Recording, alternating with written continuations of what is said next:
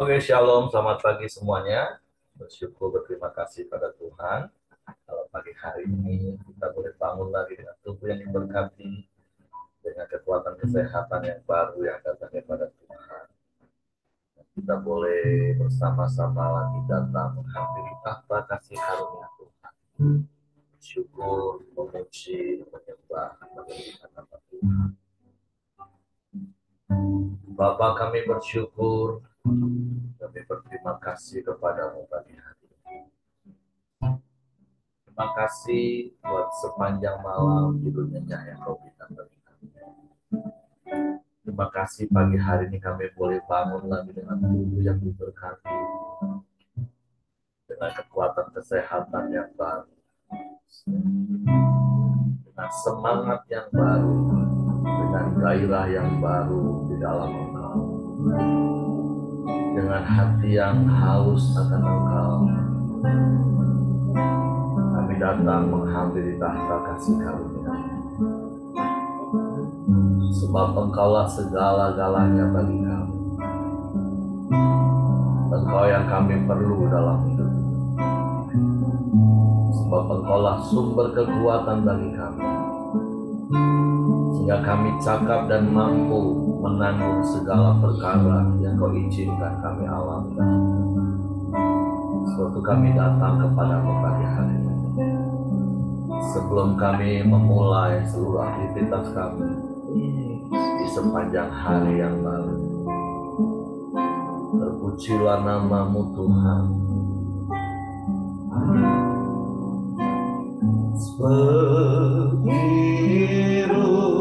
sarindu sungaimu, jiwaku rindu Engkau.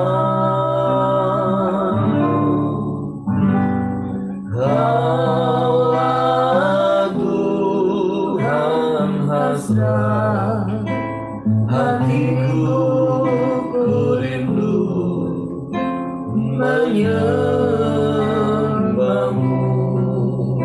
Seperti besar itu sungaimu, seperti rusa rindu sungaimu, jiwaku rindu Engkau. Kaulah Tuhan hasrat hatiku, ku rindu menyembahmu.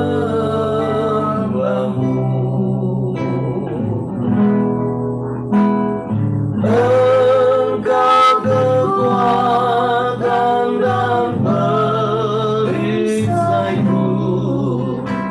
kepadamu rohku berserah.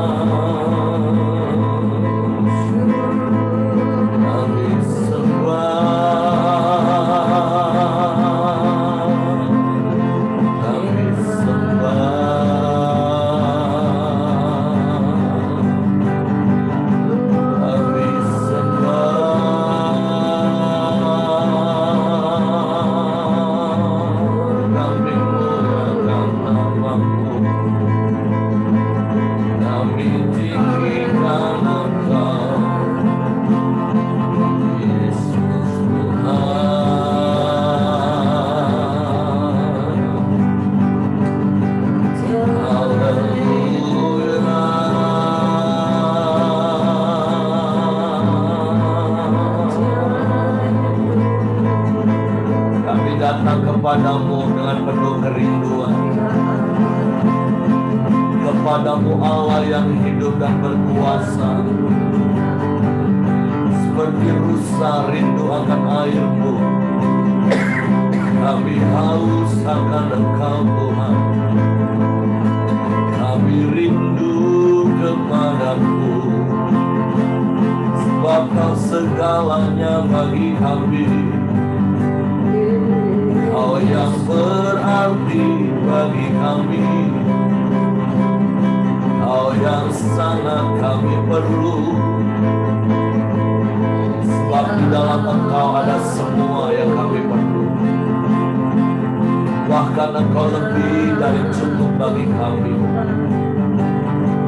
Kami bersyukur,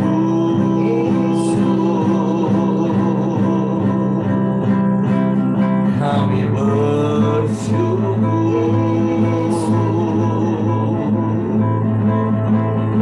kami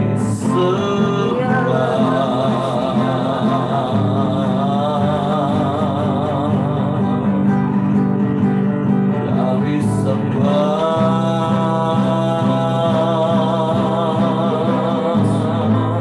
Kami puji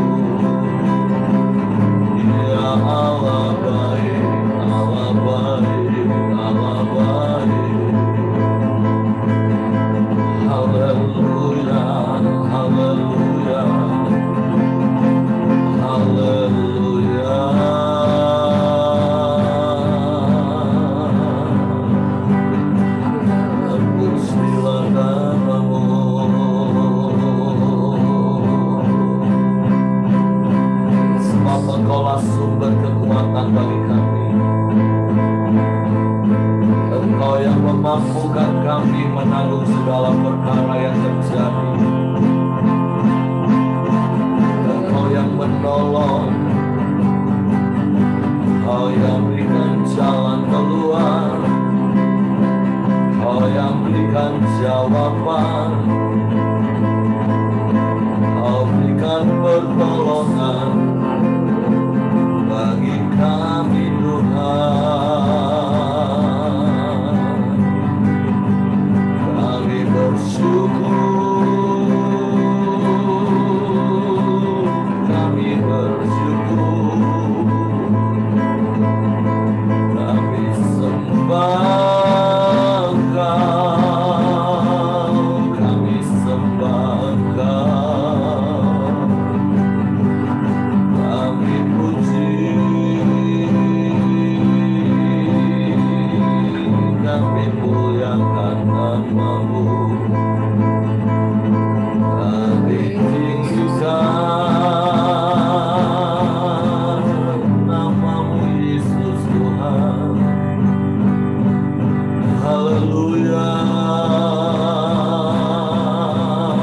haleluya, haleluya, haleluya. Haleluya, haleluya, haleluya. Haleluya.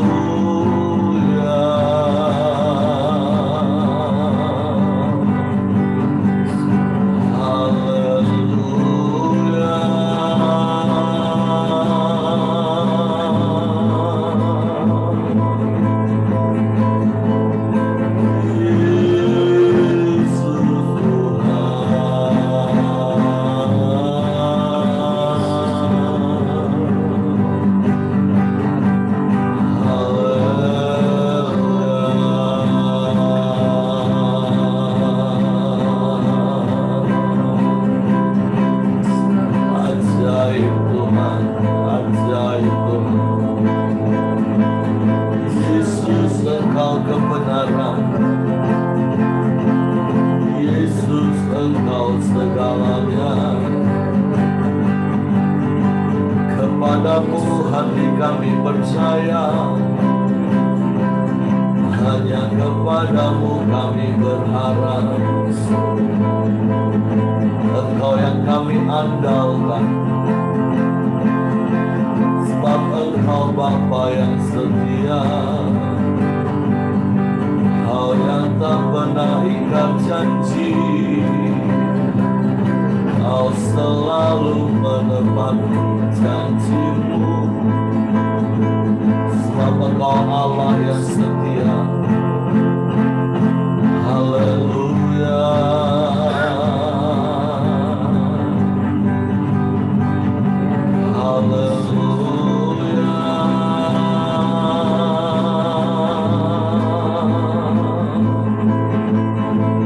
Terpujilah nama-Mu, terpujilah nama-Mu, Yesus Tuhan.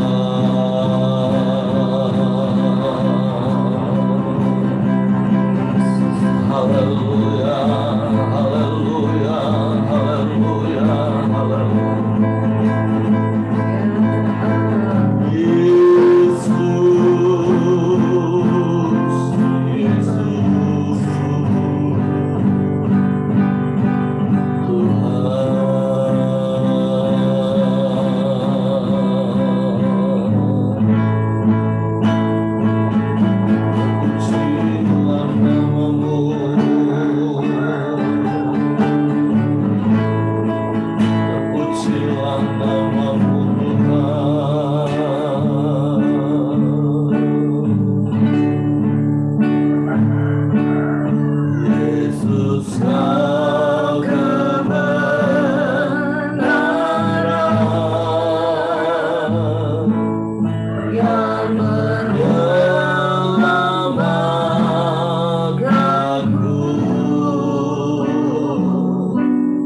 Kau memberikanku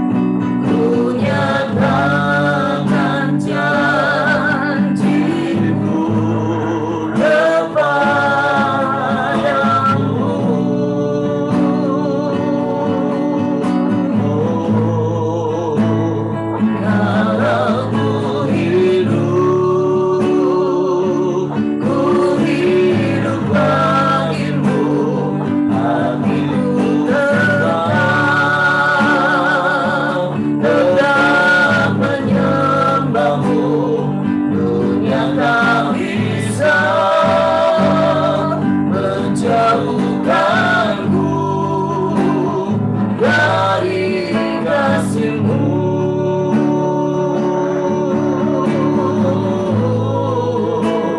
Selama ku hidup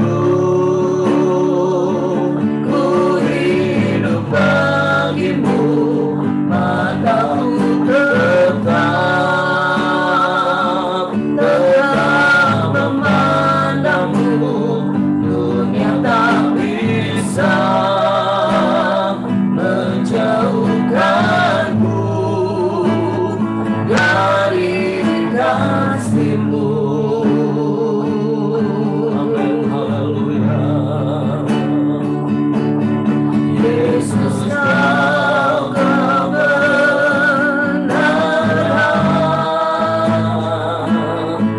yang menyelamatkanku. Amin. Kau memberikanku hidup dan pengharapan.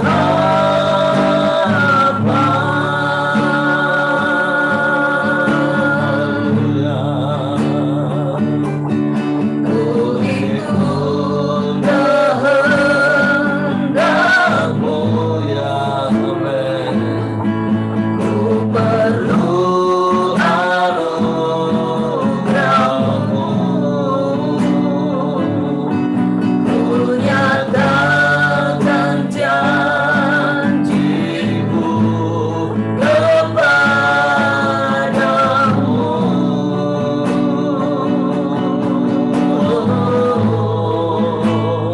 Kalau ku hidup bagimu, hatiku tetap menyembah-Mu. Dunia tak bisa menjauhkanku dari kasih-Mu.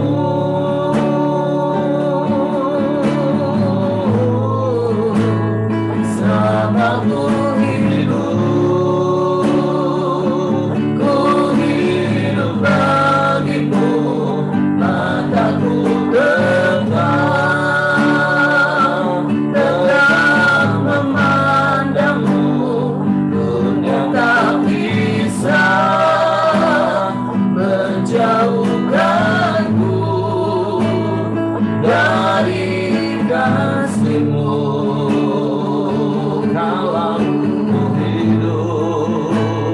Kalau ku hidup bagimu, hatiku tetap menyembah-Mu. Dunia tak bisa menjauhkanku dari kasih-Mu.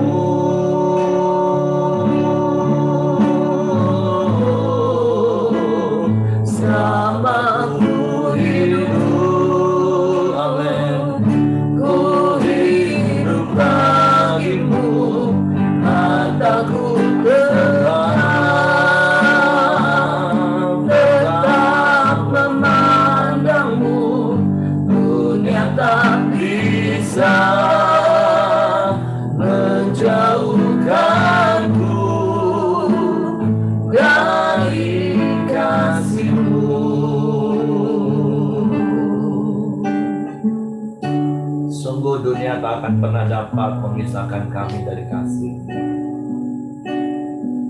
Bila pujian yang kami naikkan menjadi komitmen kami di hadapan hadirat-Mu pagi ini. Selama kami hidup, kami mau hidup bagi-Mu. Kami mau hidup di dalam kebenaran-Mu. Karena kebenaran-Mu lah yang memerdekakan hidup kami. Sehingga kami menikmati hidup di dalam kemenangan yang hilang gemilang. Kami hidup tanpa rasa takut, tanpa rasa khawatir, tanpa rasa cemas. Kami Kami hidup merdeka dari setiap ikatan, sehingga kami boleh menikmati hidup penuh damai sejahtera, hidup di dalam sukacita berlimpah. Kami menikmati penggenapan janji-janji firman. Sewaktu kami mau melakukan bagian kami Tuhan, tetap tinggal di dalam-Mu, kebenaran-Mu di dalam kami. Tetap hidup seturut dengan firman-Mu. Karena kami percaya Engkau setia menggenapi janji-janji firman.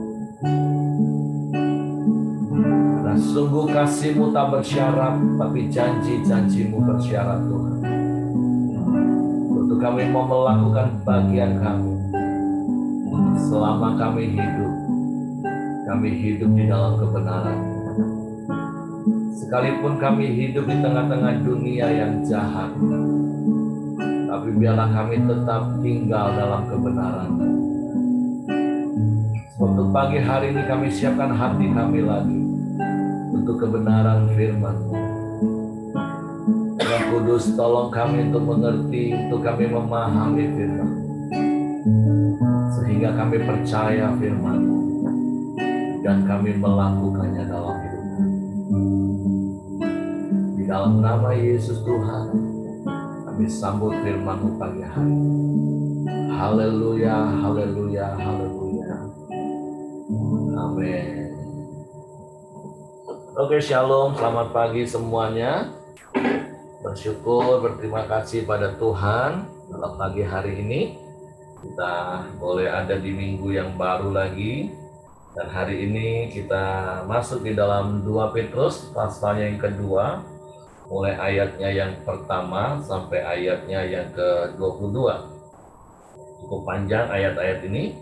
Saya akan bacakan dengan judul perikop nabi-nabi dan guru-guru yang palsu. Sebagaimana nabi-nabi palsu dahulu tampil di tengah-tengah umat Allah, demikian pula di antara kamu akan ada guru-guru palsu. Mereka akan memasukkan pengajaran-pengajaran sesat yang membinasakan. Bahkan mereka akan menyangkal penguasa yang telah menebus mereka, dan dengan jalan demikian segera mendatangkan kebinasaan atas diri mereka. Banyak orang akan mengikuti cara mereka yang dikuasai hawa nafsu, dan karena mereka jalan kebenaran akan dihujat. Dan karena serakahnya guru-guru palsu itu akan berusaha mencari untung dari kamu dengan cerita-cerita isapan jempol mereka. Tetapi untuk perbuatan mereka itu, hukuman telah tersedia dan kebinasaan tidak akan tertunda. Sebab jikalau Allah tidak menyayangkan malaikat-malaikat yang berbuat dosa, tetapi melemparkan mereka ke dalam neraka dan dengan demikian menyerahkannya ke dalam gua-gua yang gelap untuk menyimpan mereka sampai hari penghakiman. Dan jikalau Allah tidak menyayangkan dunia purba, tetapi hanya menyelamatkan Nuh, pemberita-pemberita kebenaran itu, dengan 7 orang lain ketika ia mendatangkan air bah atas dunia orang-orang yang fasik. Dan jikalau Allah membinasakan kota Sodom dan Gomora dengan api, dan dengan demikian memusnahkannya dan menjadikannya suatu peringatan untuk mereka yang hidup fasik di masa-masa kemudian. Tetapi ia menyelamatkan Lot, orang yang benar, yang terus-menerus menderita oleh cara hidup orang-orang yang tak mengenal hukum, dan yang hanya mengikuti hawa nafsu mereka saja. Sebab orang benar ini tinggal di tengah-tengah mereka, dan setiap hari melihat dan mendengar perbuatan-perbuatan mereka yang jahat itu, sehingga jiwanya yang benar itu tersiksa. Maka nyata bahwa Tuhan tahu menyelamatkan orang-orang saleh dari pencobaan, dan tahu menyimpan orang-orang jahat untuk disiksa pada hari penghakiman. Terutama mereka yang menuruti hawa nafsunya, karena ingin mencemarkan diri dan yang menghina pemerintahan Allah. Mereka begitu berani dan angkuh sehingga tidak segan-segan menghujat kemuliaan. Padahal malaikat-malaikat sendiri yang sekalipun lebih kuat dan lebih berkuasa daripada mereka tidak memakai kata-kata hujat kalau malaikat-malaikat menuntut hukuman atas mereka di hadapan Allah. Tetapi mereka itu sama dengan hewan yang tidak berakal, sama dengan binatang yang hanya dilahirkan untuk ditangkap dan dimusnahkan. Mereka menghujat apa yang tidak mereka ketahui, sehingga oleh perbuatan mereka yang jahat mereka sendiri akan binasa seperti binatang liar, dan akan mengalami nasib yang buruk sebagai upah kejahatan mereka. Berfoya-foya pada siang hari, mereka anggap kenikmatan. Mereka adalah kotoran dan noda yang mabuk dalam hawa nafsu. Mereka, kalau mereka duduk makan minum bersama-sama dengan kamu, mata mereka penuh nafsu zina dan mereka tidak pernah jemu berbuat dosa. Mereka memikat orang-orang yang lemah, hati mereka telah terlatih dalam keserakahan. Mereka adalah orang-orang yang terkutuk. Oleh karena mereka telah meninggalkan jalan yang benar, maka tersesatlah mereka, lalu mengikuti jalan Bileam anak Beor, yang suka menerima upah untuk perbuatan-perbuatan yang jahat. Tetapi Bileam beroleh peringatan keras untuk kejahatannya, sebab keledai beban yang bisu berbicara dengan suara manusia dan mencegah kebebalan nabi itu. Guru-guru palsu itu adalah seperti mata air yang kering, seperti kabut yang dihalaukan taufan. Bagi mereka telah tersedia tempat dalam kegelapan yang paling dahsyat, sebab mereka mengucapkan kata-kata yang congkak dan hampa, dan mempergunakan hawa nafsu cabul untuk memikat orang-orang yang baru saja lepaskan diri dari mereka yang hidup dalam kesesatan. Mereka menjanjikan kemerdekaan kepada orang lain, padahal mereka sendiri adalah hamba-hamba kebinasaan, karena siapa yang dikalahkan orang adalah hamba orang itu. Sebab jika mereka oleh pengenalan mereka akan Tuhan dan Juru Selamat kita, Yesus Kristus telah melepaskan diri dari kecemaran-kecemaran dunia, tetapi terlibat lagi di dalamnya, maka akhirnya keadaan mereka lebih buruk daripada yang semula. Karena itu bagi mereka adalah lebih baik jika mereka tidak pernah mengenal jalan kebenaran daripada mengenalnya, tetapi kemudian berbalik dari perintah kudus yang disampaikan kepada mereka. Bagi mereka cocok apa yang dikatakan peribahasa yang benar ini, anjing kembali lagi ke mutahnya, dan babi yang mandi kembali lagi ke kubangannya. Nah, ini satu perikop yang panjang, tapi pesannya sangat jelas, Bapak Ibu, bahwa hari-hari terakhir akan banyak muncul nabi-nabi dan guru-guru palsu, dan tujuannya cuma satu, yaitu menyesatkan kita, dan berkali-kali berbicara tentang penyesatan. Apa yang pernah saya katakan dan saya akan ulangi lagi hari ini, iblis bukan hanya ingin membuat kita salah jalan atau salah langkah dalam hidup ini, tapi iblis akan berusaha menyesatkan pikiran kita. Karena orang kalau sudah sesat pikirannya, dia pikir dia benar. Nah, itu yang bahaya, Bapak Ibu. Kalau hidup kita tidak tetap berpatokan pada kebenaran, hanya berpikir bahwa apa yang kita lakukan itulah benar menurut kita, tapi tidak sesuai dengan firman Tuhan, nah itu yang bahaya. Nah, kemarin di khotbah pagi, bahkan juga di khotbah Galilea sore, saya ingatkan, ada begitu banyak orang Kristen terkadang bisa ngomong gini, ngeluh, Pak, bosan kali dengar firman Tuhan yang disampaikan ya. Kayak pendeta itu tidak punya bahan yang lain, itu lagi, itu lagi, itu lagi. Ya, contohnya kalau saya khotbah sih ujung-ujungnya saya akan hanya ingatkan 4M, Bapak Ibu. Nah, saya nggak tahu apakah Bapak Ibu bosan dengan saya ngomong 4M, 4M, 4M. Tapi kemarin saya jelasin, kenapa ada orang bisa bosan dengan khotbah yang sama dalam tanda kutip, karena dia belum melakukan. Itu masalahnya. Seringkali ketika kita belum melakukan firman Tuhan yang lagi-lagi kita dengar, itu seakan-akan kita tertuduh, seakan-akan kita terintimidasi, seakan-akan kita terhakimi, kita menjadi rasa malu, dan responnya jadi salah, akhirnya bosan. Nah, berbeda dengan orang yang melakukan firman, dan kemudian ketika diberi firman itu lagi, justru dia akan antusias, dia akan bergairah. Sama seperti kalau Bapak Ibu memberi nasihat kepada anak Bapak Ibu berulang-ulang dan dia nggak lakukan, dia bisa bosan dan dia menuduh kita ini cerewet dan tukang ngomel. Tapi kalau kita mengatakan berulang-ulang sesuatu yang dia lakukan, dia akan bergairah dan antusias. Contoh kalau Bapak Ibu punya anak, dia suka menggambar. Karena Bapak Ibu, ayo gambar, gambar kamu bagus loh. Padahal sebenarnya gambar dia bagus-bagus banget juga enggak. Tapi ketika kita ngomong gitu, oh dia semakin giat lagi gambar. Waktu kita ngomong tentang menggambar lagi, dia semakin sungguh-sungguh menggambar. Tapi beda kalau dia nggak mau lakukan menggambar, terus kita suruh gambar terus, dia akan protes, cerewet papa mama nih. Nggak mau gambar terus. Nah, saya nggak tahu di posisi mana Bapak Ibu. Tapi saya percaya kita adalah orang-orang yang teruji. 2 tahun lebih tiap pagi dengerin saya ngomong. Walaupun yang lain bergantian, ujung-ujungnya Pak Heri yang ngomong kan. Saya berharap Bapak Ibu nggak bosan-bosan kalau berkali-kali ada hal-hal yang saya harus ajarkan. Karena firman Tuhan katakan ajar berulang-ulang. Sampai kapan? Ya sampai kita lakukan. Kalau kita sudah lakukan, diulangi, itu akan meneguhkan hati kita. Nah, karena apa Bapak Ibu? Hati-hati, karena di hari-hari terakhir akan datang nabi-nabi palsu dan guru-guru palsu yang bukan cuma membuat kita salah jalan, tapi kita sesat pikiran.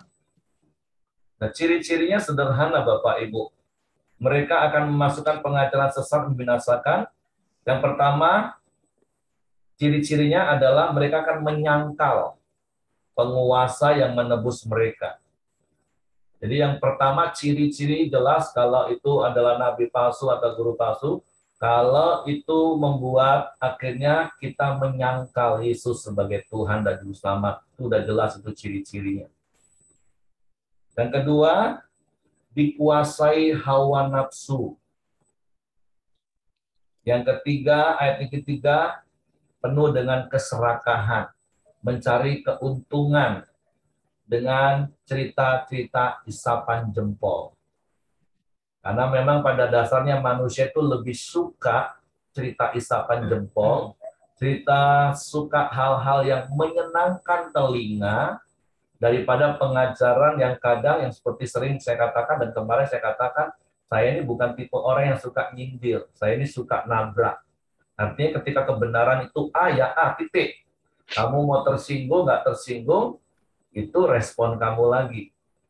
Nah, tapi kalau nabi-nabi palsu, guru-guru palsu, mereka akan memberikan cerita-cerita isapan jempol yang membuat kita rasanya telinga nyaman di telinga.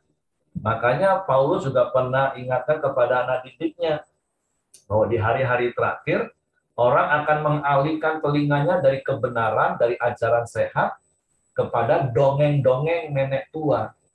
Yang saya katakan tadi, maaf, terkadang khotbah di mimbar itu bisa jadi dongeng, bukan orang yang berdongeng, tapi sikap hati pendengarnya hanya mau cari khotbah-khotbah yang hanya menyenangkan hati dan pikirannya. Tapi kalau khotbah-khotbah yang mulai menusuk dan mengusik dosanya, dia nggak mau dengar, nah itu hati-hati, berarti respon kita sudah salah. Nah, jadi ciri-cirinya sederhana, menyangkal, terus dipenuhi dengan hawa nafsu, terus mencari keuntungan dengan cerita-cerita isapan jempol. Makanya mari jadi jemaat yang dewasa, jemaat yang bijak, menjadi jemaat seperti jemaat Berea. Setelah dengar pengajaran, kita cek lagi, firman Tuhan ngomongnya seperti itu enggak? Terus kita uji dengan hati nurani kita, itu membela kebenaran atau membela ego dan daging kita. Nah, tentu nabi palsu, guru palsu, yang namanya ya palsu. Walaupun tampilannya sepertinya nabi, tampilannya seperti guru. Karena firman Tuhan katakan, bagi mereka sudah jelas. Bahkan juga bagi pengikutnya sudah jelas tujuannya, yaitu kebinasaan. Karena ayat-ayat berikutnya dikatakan, kalau Tuhan saja nggak menyayangkan malaikat-malaikatnya seperti Lucifer, ketika sesat dibuang, ketika Tuhan tidak menyayangkan dunia purba, yaitu zaman Nabi Nuh, semua manusia dan semua makhluk hidup kecuali Nuh dan keluarganya yang diselamatkan, Atau seperti kalau Tuhan tidak menyayangkan kota Sodom dan Gomora dengan penduduk kecuali Lot dan kedua anaknya. Makanya ayat firman Tuhan hari ini menjadi sebuah peringatan bagi kita. Makanya di ayat-ayat terakhir dikatakan, lebih baik sih sebenarnya kita nggak mengenal jalan kebenaran itu, daripada mengenalnya, kemudian berbalik lagi. Dan di bagian terakhir dikatakan apa? Keadaan akan menjadi lebih buruk. Tentu kita pernah tahu ilustrasi atau perumpamaan yang Yesus pernah sampaikan. Ada seseorang yang iblis meninggalkan rumah, sehingga rumah itu jadi bersih, rapi, dan teratur. Tapi karena nggak diisi oleh pribadi yang lain yang harusnya adalah Tuhan yang berkuasa, tapi tetap dibiarin kosong seperti itu saja, maka akhirnya iblis itu kembali lagi ke rumah itu, bukan sendirian, tapi ngajak 7 kawannya lagi, yang lebih jahat dari dia. Sehingga keadaan orang itu lebih jahat lagi, kata firman Tuhan. Tapi saya percaya setiap kita tidak mengizinkan hati kita kosong, apalagi diisi oleh ajaran-ajaran penyesatan, tapi biarlah hati kita diisi dengan kebenaran firman Tuhan setiap saat, setiap waktu. Sehingga seperti pemazmur di Mazmur 119 katakan, dalam hatiku kusimpan janjimu, yaitu firman Tuhan, supaya aku tidak berdosa lagi kepadamu. Makanya sekali lagi ujung-ujungnya mari praktek terus 4M. Orang Deo ini adalah salah satu bagiannya. Itu setiap hari kita memulai hari yang baru dengan kita menyembah Tuhan, membangun hubungan intim dengan Tuhan, bersekutu dengan Tuhan. Terus kita menerima firman Tuhan. Kemudian kita renungkan sepanjang hari, siang dan malam. Kita fahami, kita percaya, dan kita lakukan. Nah, sekali lagi, akan ada begitu banyak tipuan muslihat iblis. Dan ciri-cirinya sederhana, tadi ada 3 yang saya katakan. Menyangkal penguasa, itu sudah level paling tinggi Bapak Ibu. Karena kalau tiba-tiba datang hal yang seperti itu, wah kita bisa langsung jelas tolak, oh enggak, kami enggak mau menyangkal Yesus. Seperti lagu kita tadi, kalau ku hidup bagimu, bagi Yesus. Sekali Yesus tetap Yesus, yes. Itu udah level tertinggi penyangkalan itu Bapak Ibu. Tapi dimulai dengan apa yang namanya? Keserakahan. Sebelum keserakahan tadi dimulai dengan apa? Cerita-cerita isapan jempol. Nah, ada tahapan-tahapannya Bapak Ibu.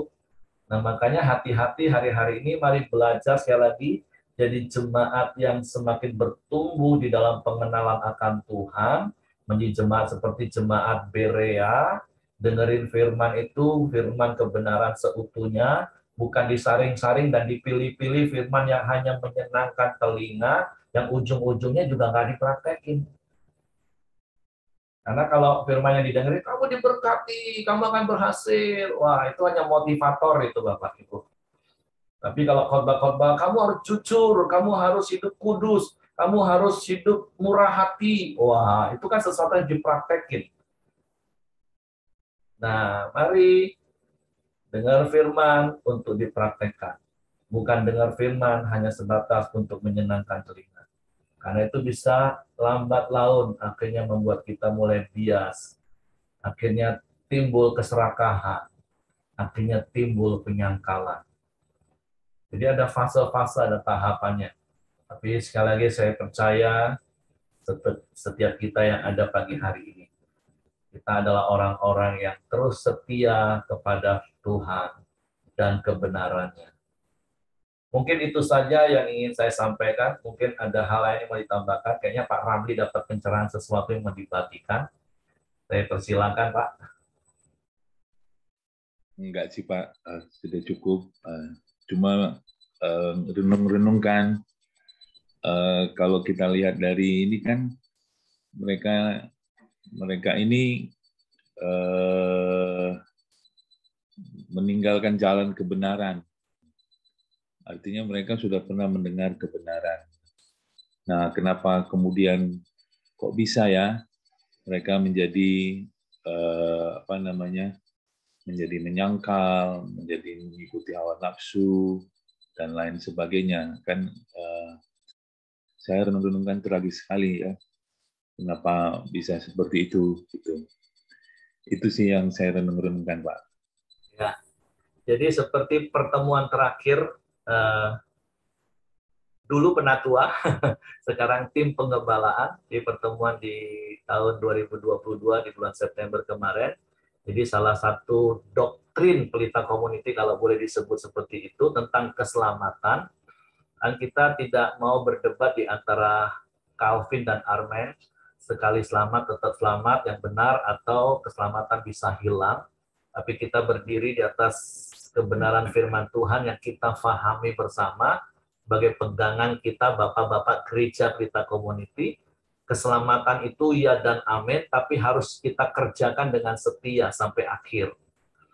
Nah, jadi seperti Paulus nasihati, kerjakanlah keselamatanmu itu dengan takut dan gentar. Nah, gimana caranya Bapak Ibu? Itu tadi, bangun hidup kita, terus di dalam persekutuan dengan Tuhan, memiliki saat teduh, terus melakukan 4M. Jadi kekristenan kita bukan cuma sekedar pokoknya aku udah percaya Yesus, memberi diri dibaptis, udah stop di situ. Enggak seperti itu. Karena kalau kekristenan kita stop di situ, kita itu masih Kristen halaman. Yang memang kita Wahyu katakan itu nggak akan masuk hitungan sih. Nah, orang-orang yang seperti itu nggak akan pernah kuat. Pasti akan goyah, orang-orang yang paling mudah sekali, rentan sekali untuk kembali tersesat. Sehingga mereka bisa meninggalkan kebenaran. Karena ingat, kita manusia itu diberi free will, kehendak bebas. Ya, saya percaya seharusnya sesungguhnya ketika kita mengerti betul-betul bahwa kita tadinya orang berdosa, yang harusnya binasa masuk neraka, tetapi hanya oleh karena kasih karunia kita diselamatkan oleh iman kita kepada Yesus, harusnya itu membuat kita semakin hari semakin bertumbuh mengenal Tuhan, semakin hari semakin sungguh-sungguh dalam Tuhan. Tapi kan realita di lapangan, memang ada begitu banyak orang Kristen berhenti. Makanya beberapa hari Sabtu yang lalu, waktu Ibu Simon sampaikan dari 2 Petrus pasal 1, ayat 1 sampai ayat berapa itu, kan harus ada usaha sungguh-sungguh. Di atas imanmu, kamu harus menambahkan kebajikan. Jadi iman itu hanya bicara seperti yang saya katakan tadi, mengaku di mulut, percaya di hati, memberi diri dibaptis. Udah, banyak orang Kristen stop di situ. Padahal nggak boleh stop di situ. Di atas iman itu kita harus berusaha sungguh-sungguh. Jadi ada usaha dari kita untuk menambahkan kebajikan, nilai moral, firman Tuhan, nilai-nilai kerajaan. Terus di atasnya lagi berusaha sungguh-sungguh menambah pengetahuan. Itu firman yang menjadi rema. Di atasnya lagi berusaha sungguh-sungguh lagi untuk menambahkan penguasaan diri, ambil sikap keputusan, sekali Yesus tetap Yesus. Di atasnya lagi harus berusaha sungguh-sungguh lagi untuk melakukan dengan tekun, repetisi, lakukan firman terus-menerus, lakukan firman terus-menerus. Sampai akhirnya kita hidup saleh, dan itu pun nggak berhenti sampai di situ. Seperti fokus kita tahun ini. Hidup saleh kan hidup sesuai dengan firman Tuhan. Nggak stop di situ. Tujuannya apa? Supaya kita bisa mengasihi saudara seiman, dan sampai akhirnya kita mengasihi semua orang, ayat-ayat firman Tuhan itu katakan. Jadi kekristenan bukan hanya sebatas agama, yang stop percaya di mulut, mengaku di mulut, percaya di hati, Yesus Tuhan, memberi diri baptis, tiap minggu rajin datang gereja, stop di situ. Enggak, Bapak Ibu. Berkali-kali saya katakan, kekristenan bukan cuma sekedar agama, dan jangan cuma sekedar beragama Kristen, jadilah Kristen, pengikut Kristus. Dan itu sebuah kehidupan yang bertumbuh. Sehingga sampai akhirnya kita didapati setia. Jadi mungkin itu yang bisa saya berikan kepada Pak Ramli, dan tentunya bagi kita semua. Jadi kalau ditanya, ada kemungkinan nggak orang bisa meninggalkan Tuhan? Oh, sangat besar kemungkinannya. Kalau dia tidak bertumbuh di dalam mengenal Tuhan. Kalau dia hanya berhenti di mengaku di mulut, percaya di hati bahwa Yesus Tuhan, beri dibaptis, stop di situ, ya sudah. Kemungkinan besar dia bisa mundur dan tinggalkan Tuhan. Tapi mari saya mendorong setiap kita terus bertumbuh dalam Tuhan. Orang Deo ini salah satu wadah untuk kita terus bertumbuh mengenal Tuhan. Kita bisa praktek 4M. Dan tentu sampai gaya hidup sesuai firman dan hidup kita jadi berkat. Dan sampai akhirnya Tuhan mendapati kita setia sampai akhir. Jadi hendaklah engkau setia sampai meninggal, kata Wahyu. Setia sampai akhir. Karena sekali lagi, nabi palsu, guru palsu, dengan ajaran isapan jempol yang menggiurkan telinga, itu akan muncul dan sudah muncul hari-hari ini. Tapi mari, come on, kita hidup seperti apa firman Tuhan katakan. Saya percaya kita akan bertahan sampai akhir. Bertahan. Kata bertahan itu gak gampang. Seperti orang katakan, lebih mudah kita mencapai ranking 1 daripada mempertahankan tetap ranking 1. Nah, kita bersyukur kita dapat kasih karunia, kita menerima anugerah keselamatan cuma-cuma, tapi untuk mempertahankan hidup di dalam anugerah keselamatan, itu tugas kita. Tapi percayalah ada Roh Kudus yang sudah diberikan dalam hidup kita, yang setiap saat ingetin kita. Ketika kita mulai mau menyimpang sedikit saja, Roh Kudus ingetin. Makanya peka dengan Roh Kudus. Jangan abaikan suara Roh Kudus, jangan abaikan hati nuranimu. Karena kalau kita nggak peka, lama-lama jadi peka, Bapak Ibu. Pelan-pelan, bias, minggir, nyimpang, dan akhirnya hilang. Makanya seperti ada lagu lama, peganglah tanganku Roh Kudus setiap hari. Ku tak dapat jalan sendiri tanpa Roh-Mu. Bawalah diriku kepada segala kebenaran, agar ku tidak tersesat mengikuti jalan-Mu. Mari hidup terus di dalam pimpinan Roh Kudus, hidup dalam kebenaran, walaupun memang susah, nggak gampang. Hati kita bisa galau seperti renungan yang saya bawakan di video pagi hari ini. Seringkali hati kita nggak tenang lihat orang-orang di sekeliling kita berbuat dosa. Kadang kita seperti pemazmur di Mazmur 73, Mazmur 37. Kok orang fasik hidupnya lebih enak? Orang berbuat dosa kok rasanya hidupnya lebih nyaman. Aku yang mempertahankan hidupku benar, kok jadi susah seperti Nabi Nuh, susah seperti Lot. Tapi nasihatnya adalah tetaplah hidup dalam kebenaran. Memang daging gak enak hidup dalam kebenaran, Bapak Ibu. Tapi ujungnya kemuliaan Tuhan. Mari fokus kepada Yesus yang sudah menunggu kita di garis finish. Jadi jangan dikit-dikit daging, harga diri, tersinggung, daging, nggak enak, nggak tahan. Bertahan. Kata kuncinya bertahan saja Bapak Ibu. Sampai pada akhirnya. Amin. Tuhan memberkati. Silakan Hengki. Ya, mari kita masuk dalam doa kita di pagi hari ini. Bapak yang baik, kami sangat bersyukur kepadamu ya Tuhan. Terima kasih buat pagi hari yang indah ini ya Bapa. Setiap kami terus datang ke hadapan-Mu ya Tuhan. Biarlah menjadi suatu kerinduan kami ya Bapa. Supaya kami terus bisa datang kepada Engkau Tuhan. Menyembah, memuji, dan meninggikan nama-Mu ya Bapa. Terima kasih buat kebenaran firman-Mu di pagi hari ini ya Tuhan. Yang telah terus menuntun kami ya Tuhan. Supaya kami hidup yakin dan percaya kepada Engkau ya Tuhan, melalui proses-proses ya Tuhan.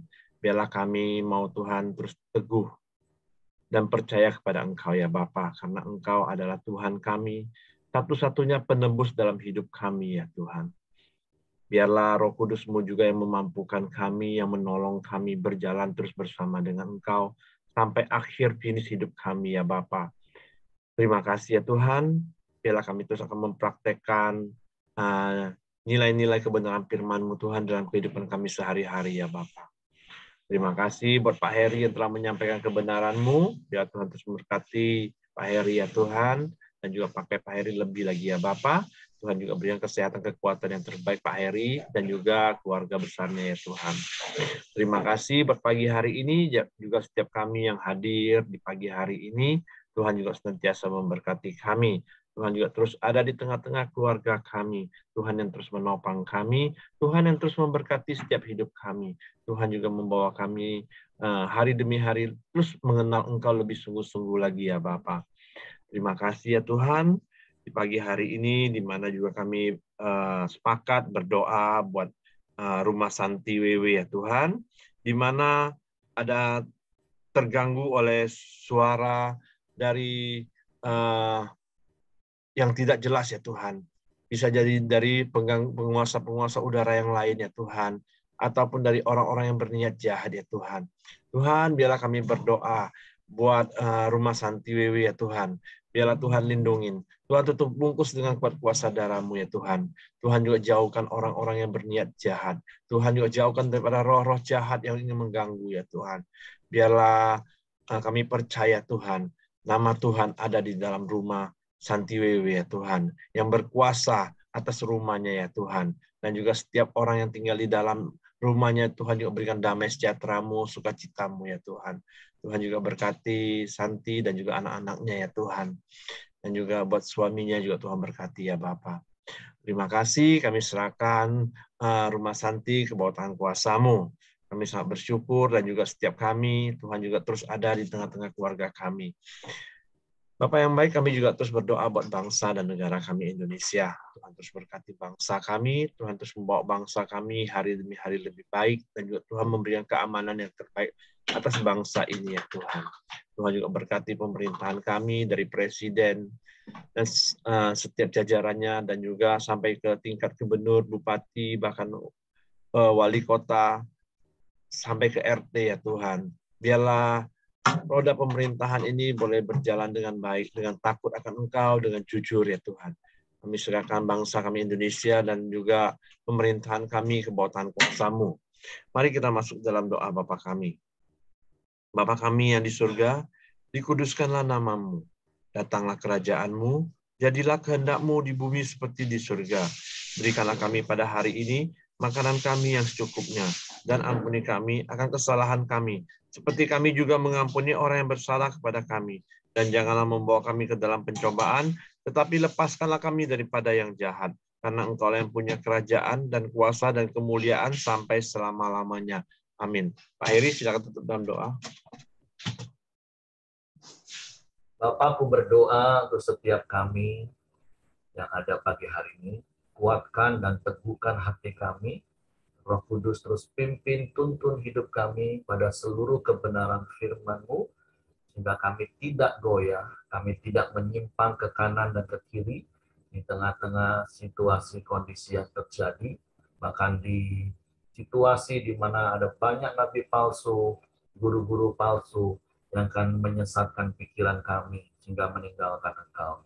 Tapi aku berdoa, biarlah setiap kami tetap setia sampai akhir, karena kami hidup di dalam kebenaran-Mu, hidup di dalam urapan Roh Kudus-Mu, sehingga kami akan menerima mahkota kemuliaan.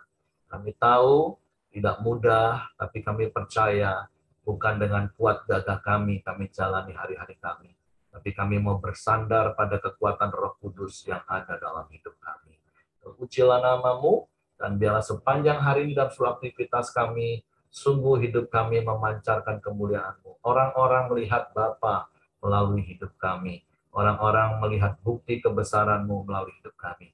Dengan apa yang kami kerjakan, Tuhan buat berhasil. Itu bungkus kami kuasa darah Yesus, malaikat-malaikat tempat tinggal kami, menyertai keluar masuk kami sepanjang hari ini. Dan kiranya kasih karunia Bapa, damai sejahtera dari Yesus Kristus, serta pimpinan persekutuan Roh Kudus, menyertai kita sekalian mulai hari ini sampai Maranatha, Yesus datang kali yang kedua. Di dalam berkat nama Tuhan Yesus Kristus. Haleluya. Amin. Semangat pagi, selamat beraktivitas. Tuhan memberkati.